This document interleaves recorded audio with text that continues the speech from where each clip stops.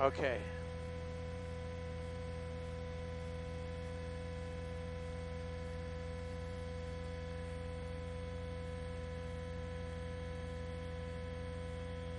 He's on Sherman Way. I can't find him. Okay, he's not on. He's on Victory.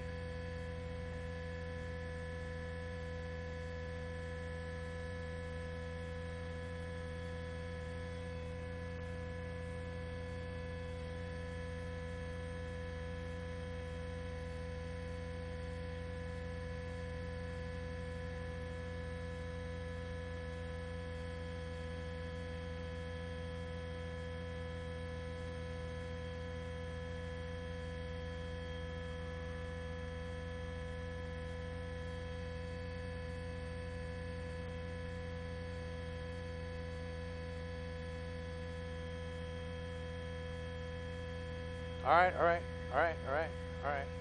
Yeah, it was Victory. It wasn't Sherman Way. No worries. I know he needs an orange car, not a black one.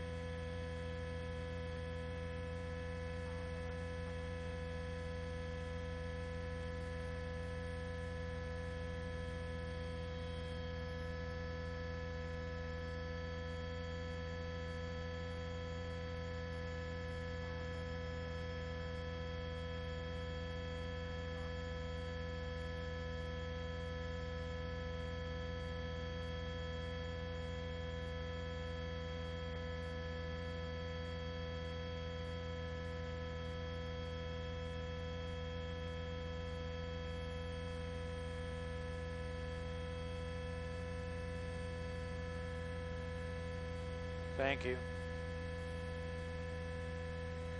He's going on Sepulveda. This is Burbank right now, Burbank. Probably going to hop on the freeway again.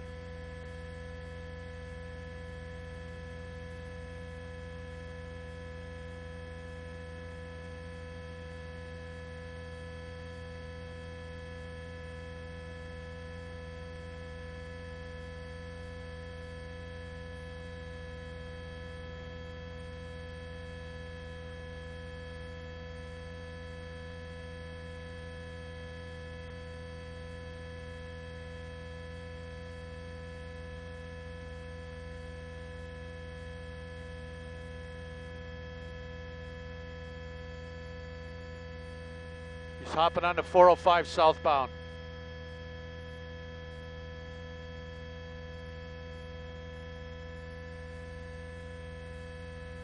A lot of traffic up ahead.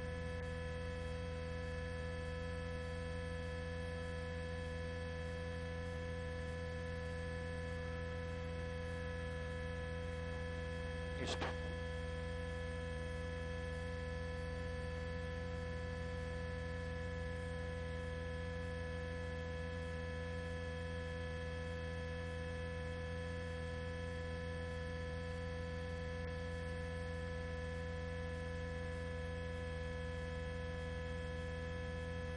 he's going to get on.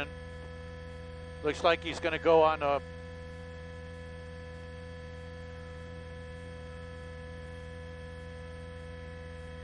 He's going to hop back on.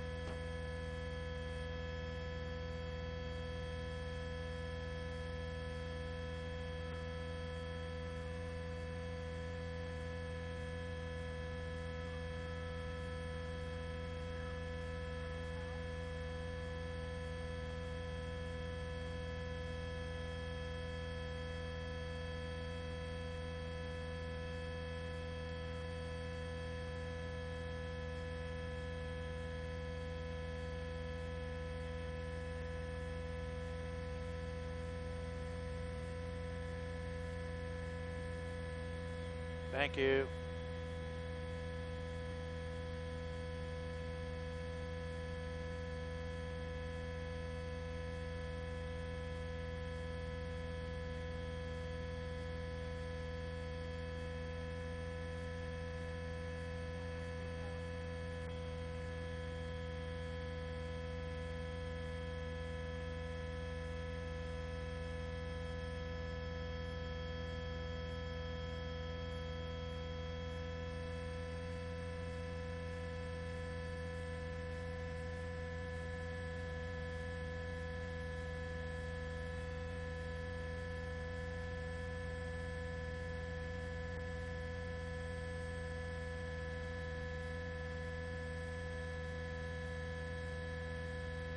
How much fuel do we have, Angela?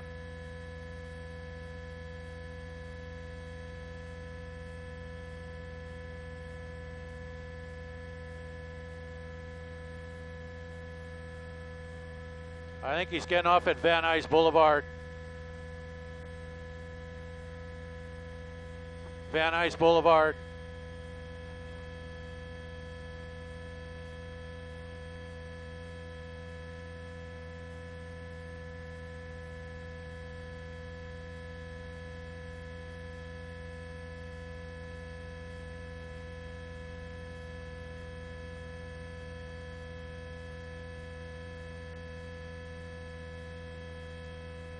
Angela, how much fuel? About 45. But it's not how much we have, it's how much he has.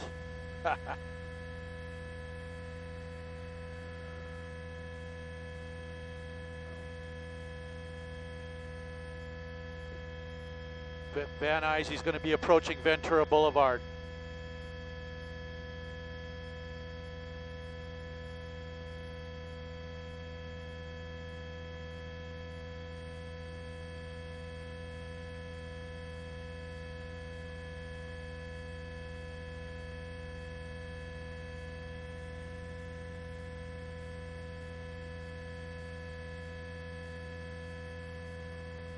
Moorpark Street.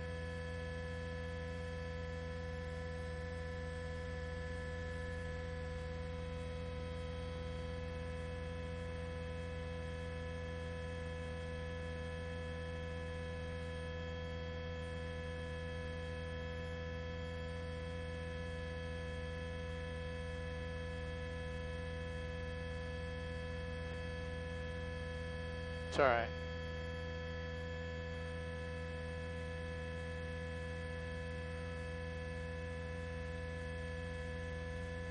No, he's not. He's continuing on Moorpark.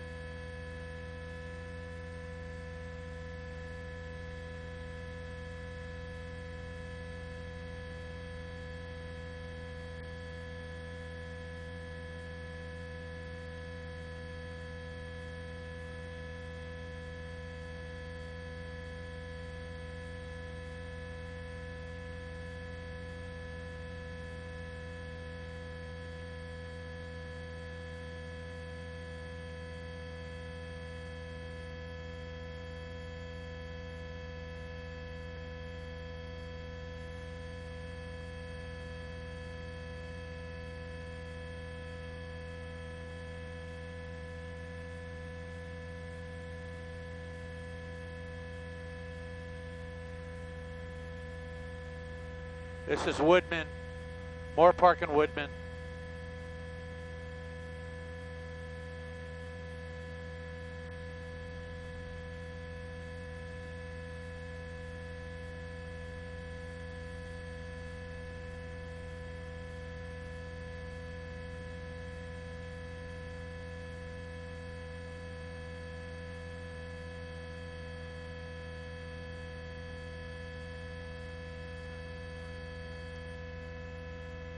He's going north on Woodman.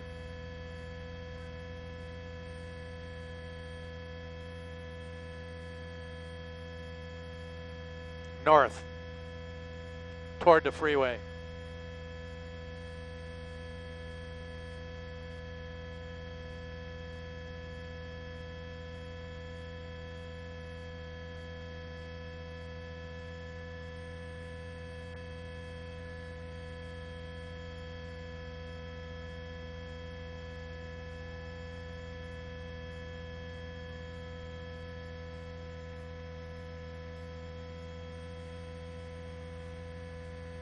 I'm just trying to, I just got to see which way he goes.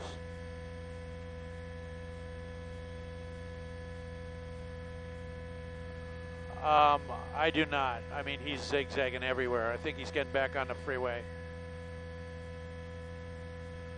I think he's going to hop back on the 101 northbound.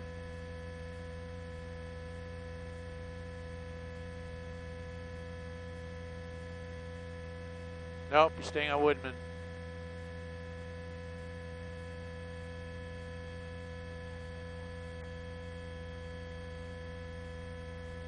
The helicopter's over him, so the LAPD helicopter's over him, so that's why I don't think any ground units are really following closely. He's going La Miata.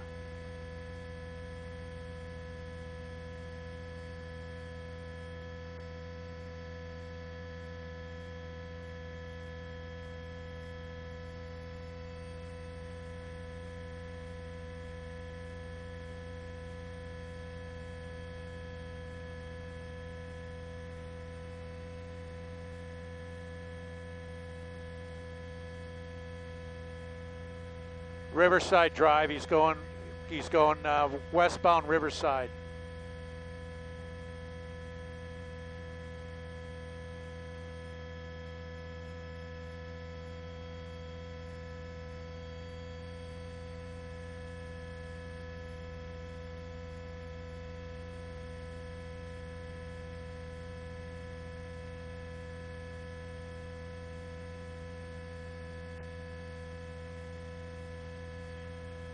Coming up on Hazeltine.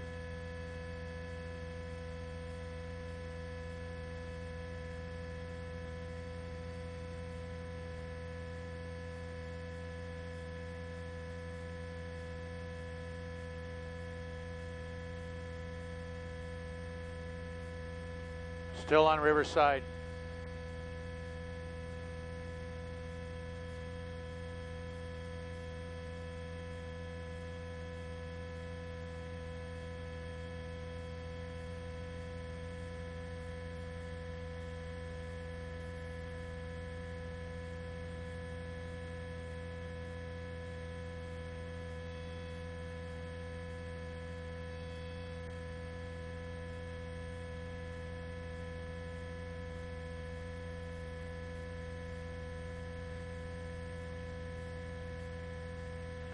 Van Nuys Boulevard.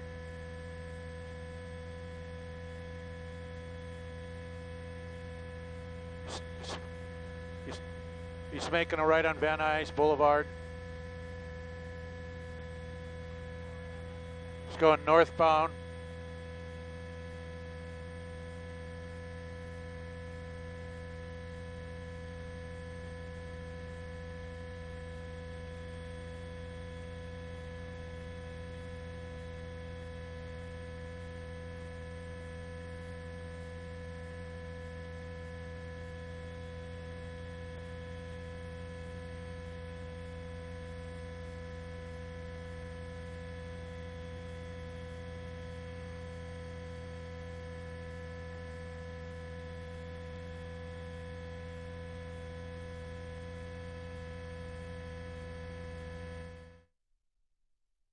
Hi, Araxia. We're also monitoring this pursuit here through the San Fernando Valley. I can tell you that law enforcement sources who are tracking this tell me this is a wanted burglary suspect. They have positive identification on him, and that doesn't necessarily mean they have his name, but they are very confident this is the man wanted for a 459. That's the code for burglary. But right now, it's a property crime only. So as you've been watching, and as Dennis Sine has eloquently been narrating and giving us his insight and his experience with the LAPD, the speeds were simply too dangerous through city streets with so many people out and about on this Friday. They decided to call all the units off, so they have disengaged the pursuit, but they are in what they call tracking mode, and Dennis has talked about that, so they're still monitoring this from the air. They do consider this a very dangerous suspect. They don't know if he's armed. He may be, according to the information that they have. But again, they had to disengage because he was driving against traffic. He ran several red lights, drove again against traffic, drove in the emergency lane on the freeway as you saw him. A lot of erratic driving, speeds between 80 and 100 miles an hour. hour clocked by the pursuing officers. And at one point, LAPD did talk to CHP about possibly taking the pursuit over, but because he's a named suspect in the LAPD case, they decided not to get involved, basically, and to let LAPD continue to track this suspect. So you've got a lot of LAPD, and Dennis can speak to this, a lot of LAPD higher-ups that are also watching our coverage right now. They're monitoring the situation very closely, and they're very concerned about what this guy is doing next since he's so frantic to get away. But again, we have confirmed this is a burglary suspect that they are tracking right now, and that was the pursuit. That car also, there is a report the car is possibly stolen. That hasn't been confirmed yet, but there have been reports the car is also stolen. Well, it's funny, Gigi, I mean, all the things that you're confirming are things that in fact, were speculated, and you're basically, confirming those things. We now know that it is a burglary suspect. We know that possibly he's armed. We're not sure about that, this is certainly a desperate individual, and he is doing his best. And it doesn't appear, as Dennis Zine has been saying, that he's really that familiar with the area at this point. He's just frantic, to put it in Gigi's words, frantic to get away. It's unclear if he's local here. We do believe that the burglary is in this immediate area of the San Fernando Valley. And as you've seen, Tony and Aroxia and Dennis Zine in these pursuits, suspects tend to gravitate to areas they are familiar with. Many times areas they live in. A lot of times they're on the phone with a relative, with someone close to them. Believe it or not, most of the times they're on the phone with their mother, talking to them. So they usually gravitate to areas they are familiar with. What the case is with this suspect, and you see that pickup truck right there get dangerously close to the suspect, and now he's driving against traffic again, going through another red light, and this is everything is being duly noticed, as Dennis mentioned, the Los Angeles Police Department writing all of this down, taking notes, copious notes, as this guy continues to try to evade police. And he's now on Ventura Boulevard at Mobile Avenue, and we're continuing to watch. He's traveling, I believe, west on Ventura Boulevard right now, and we'll see exactly what happens there. But clearly, we know the streets that are coming up on Ventura Boulevard going in that direction. He's actually headed toward. He's in Sherman Oaks right now, headed toward Encino, and then it goes beyond that. You were tweeting some information out as well, Gigi. Yes, we've been treating it as we've been able to confirm it with our law enforcement sources who are working this right now. They're closely monitoring this, and they were able to confirm some of the information that we had heard, that this was indeed a burglary suspect. And we're heading in to 10:46 in the morning. This guy is in Sherman Oaks. This is a very busy area, a lot of office buildings, a lot of traffic, a lot of congestion. If you and I were trying to get through this area, we'd be stuck in traffic. Obviously, he's not respecting any of the traffic signals or the traffic lights as he makes his way, but I can tell you there are a lot of pedestrians out at this hour. They're starting to head out, even though it is still early. They're starting to head out for lunch. They're starting to do, their errands in the area. And of course, that's a big concern for the LAPD. And another reason they pulled off, people's safety, that always is paramount. And it factors in the decision to call off a pursuit. And as Dennis was saying, no police officer wants to call off a pursuit on a suspect they strongly believe just committed a crime. So it's very difficult to make that decision, but safety is always paramount. And Gigi, it looks as though that he may have disappeared somewhere in the Galleria Mall at this point, which obviously would escalate things that much more, because you have shoppers and people who are completely unaware of what's going on in there. And this wouldn't be the first time we've seen a suspect escape into the massive structure that is the Sherman Oaks Galleria. We've got the Cheesecake Factory. We have an office building, several office buildings there. So there are hundreds and hundreds of people. The parking complex in there is extremely complicated with several levels and ins and outs. So we have seen, I've actually covered a story where the suspect hid inside the Galleria and posed quite a challenge for officers. Now they have people's safety again on their hands, and what they're going to do now is going to be crucial, whether they move into this to secure the Galleria. You've got a lot of people there. You've got the gym. You've got 24-hour fitness. You've got a health spa. You've got a shoe store. You've got a beauty school in there. You've got several restaurants. P.F. Chang's Cheesecake Factory, always busy. You have a Starbucks in there. So an extremely busy, crowded mall. Yeah, and people are there with friends, families. I know it's school, it's Friday, but there's still young children who go to the mall. Families love to take their kids to the mall. It's a safe space, they feel. So it really escalates the situation when you take that into account. And the multi-level parking structure. This is extremely challenging for officers. They train for this, but this is one of the, bad scenarios. You've got a lot of people. You've got a dangerous suspect. He's on the run. He's frantic. He's desperate, and they simply don't know what he's going to do. We're going to bring in Dennis Zine again right now, because now that we have this suspect, we believe, pinpointed at the Sherman Oaks Galleria. Dennis, what do police do at this point? Those units stop following him. What happens now?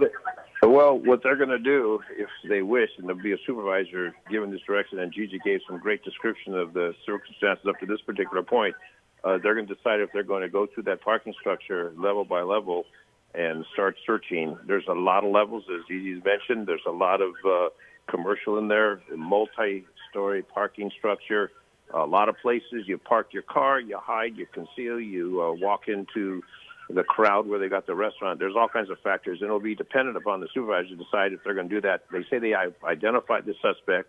They know who the suspect is. They want to get that car. If it's a stolen car, get that back into custody. I'm sure they have a plate number on that. So they can go through the parking level. They can cordon that off, and then they can determine. Sometimes they lock it down, no one in, no one out. It just depends on what they plan to do at this particular stage. Or they've got the information, they'll follow up with the detectives, or they'll do a methodical search of that particular structure, depending on what personnel they have available to do that. But again, that would take hours, period of time to get that done. Well, and Dennis, as you and Gigi have noted, when you're in a situation like this, where you have a suspect who may very well be armed, and they're in a contained area like the Sherman Oaks Galleria, where you have hundreds, if not thousands, of people in that particular area, then the danger level is that much higher. Exactly. Danger to the public, danger to the officers, and you want to have sufficient resources. A situation like this, you're not going to call out the SWAT team, the Bearcat. You're not going to call those resources.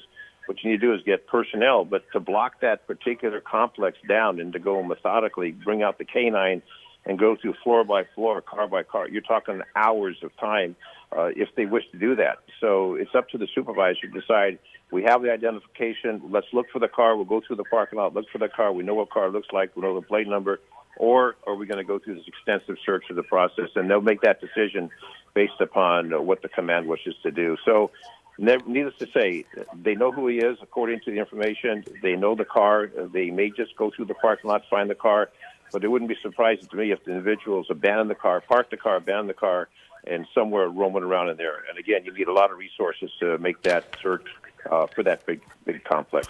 So for those of you who are watching this or have just joined the coverage, welcome. Good morning to you. This is an extended version of Good Day LA. We're at 10:52 right now. We've been following this police pursuit as it began, really. It was about 9:33. We're hearing that the LAPD tried to pull this black Mercedes-Benz over at Glen Oaks and Cabrini Drive. The suspect fled, did not stop, did not pull over. We're hearing now that this was a property crime, and we don't know yet, but burglary suspect. A burglary suspect. We don't know if the car he's driving in is his own car or that was stolen. Stolen. At this point, we can't confirm that. And we don't know whether he's armed. We don't know that either. We do know there's only one person inside of that vehicle. Gigi mentioned that police have identified the suspect at this point, but that doesn't necessarily mean that they have his name or phone number or a way of reaching him, but they have an ID on this person. We watched this as it began, and the driver was driving erratically, was speeding through residential streets, and that was when the Los Angeles Police Department decided, we're going to pull back our units, we're going to disengage, because at this point he's going too fast, he's not obeying any of the signals, ran some red lights. So that is why we haven't seen police units pursuing this suspect, and they're just keeping track of him Although we air. just saw a police unit right there. And what we're hearing right now, Roxia, is that he abandoned the car. Again, this has not been confirmed, but what we're hearing is that he has abandoned the car and that he is somewhere in a stairwell in this complex, this vast complex. And obviously officers are going to, at some point, have to try to extract him from wherever he is. What are you hearing, Dennis? Well, the same kind of situation. If you want to bring in additional units, you've got to have additional units in order to take this individual. If this individual is wandering around there, if they're armed, you got to consider the individual being armed. So obviously, two officers don't want to go in by themselves, and the supervisor will then, let's get sufficient units down here, let's block off, let's go through this methodical search. If we know where the car is, we can bring prints, we can find out the prints, the individual, et cetera, make that connection, bring in canine. It just depends on this individual and the personnel that are leading this, the supervisors saying, okay, this is what the tactical plan is, what we're going to do. Or we've identified the individual, we know who the individual is, we issue a warrant for this individual's arrest, and we're going to take it from there and let the future warrant detail take it over. So they'll make that command decision. But as far as logical search of this will take hours to do. If they think this individual is on the premises, they want to apprehend him. But again, they need to have additional resources deployed to that scene to make that happen. And we want to point out that we haven't had it confirmed definitively at this point, that he has actually exited the vehicle. Although, even though that has not been confirmed yet, Dennis, in a situation like this, when you're in a structure like this, that would make sense. Exactly. But, what we have is we'll have units that will be at the entrance and the exit. So especially the exit to find out if the individual, they know what the car is, then I'm sure they know the plate number. So they'll be looking for that. We know there's a unit there for that particular purpose. But as far as the internal search, you're going to have additional officers and personnel, canine, et cetera, that are going to do that methodical search. You're going layer by layer.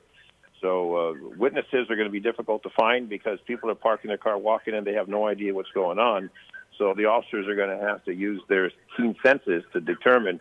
But first thing, if we can find that car, then we can connect a lot of things to that car. But bringing in additional resources, and the supervisors will say, okay, we need additional resources, and I see some going in there now.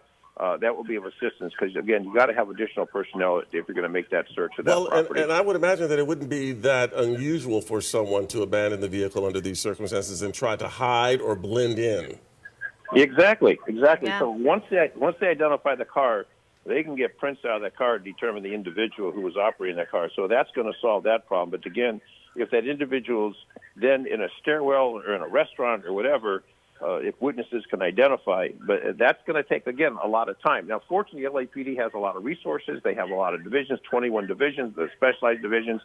So they have the resources available. If this individual is wanted for burglary and other crimes, a serious nature, if this was a very, very serious felony that someone had been seriously injured or killed, obviously you'd bring out the entire department that you need to make this apprehension. But you have the scale. Where does this land on the scale? We want to apprehend. There's a pursuit. There's a burglary, et cetera. Is this a known felon who's committed these crimes? We want to get this individual into custody. So the supervisors will make that call and say, okay, we need 30 units. We need 40 units. Whatever we need, the department can do what they need to do to get those resources there. And LAPD has sufficient resources, I say, with the patrol divisions, the traffic divisions, et cetera. So the severity, the want on this individual, and Gigi knows that she covers a lot of police stories. Each situation is separate and distinct. Is this just a one-time burglary or just a known burglar who's been ripping off people for a long period of time? But they will assess that. They will make that assessment, and they'll do it. Meanwhile, you've got the driveways blocked. You've got the air units overhead. We know the individual somewhere in that complex, and they'll use what resources they need based upon the supervisor's decision and the watch commander. Let's go with this, or let's get a warrant. Let's go later date. That's yet to be determined. All right, so Dennis, thank you so much. We really Thank you appreciate so your much. insight. As always, we want to also thank Gigi Graciette for the information that she was able to impart about this situation. We will continue to monitor this situation. We'll bring you the very latest on the Fox 11 News at noon. Have a wonderful weekend, everyone, and Roxy and I will see you back here on Monday. Take care.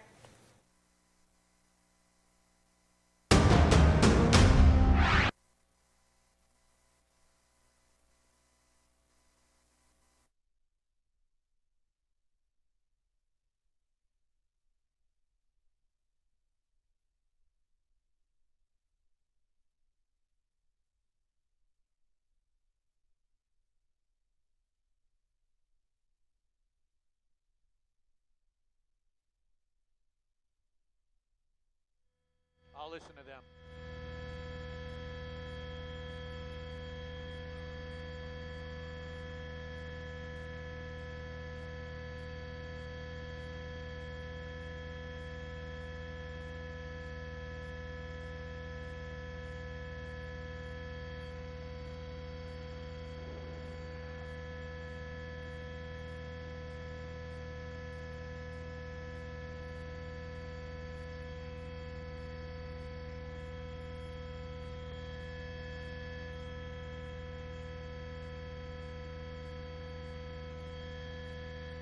Yeah.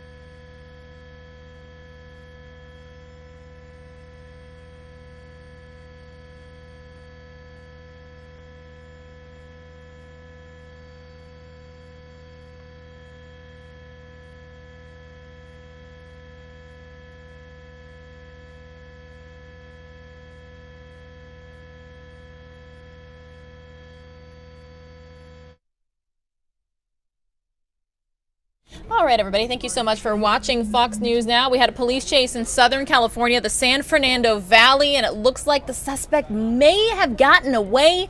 When and if we get an update as to exactly what happened here, we'll bring it to you later on Fox News Now. Thank you to the 1,577 of you still watching. And if you're hashtag double tabbing, like I like to call it, while you're watching the Senate impeachment trial as well, double thanks to you. Happy Friday, everybody. Fox News Now continues the Senate impeachment trial stream, and we will be live streaming all the way until about 8 o'clock tonight. So happy Friday. Thank you for being here. You've got Pilar Arias and Christy Larson.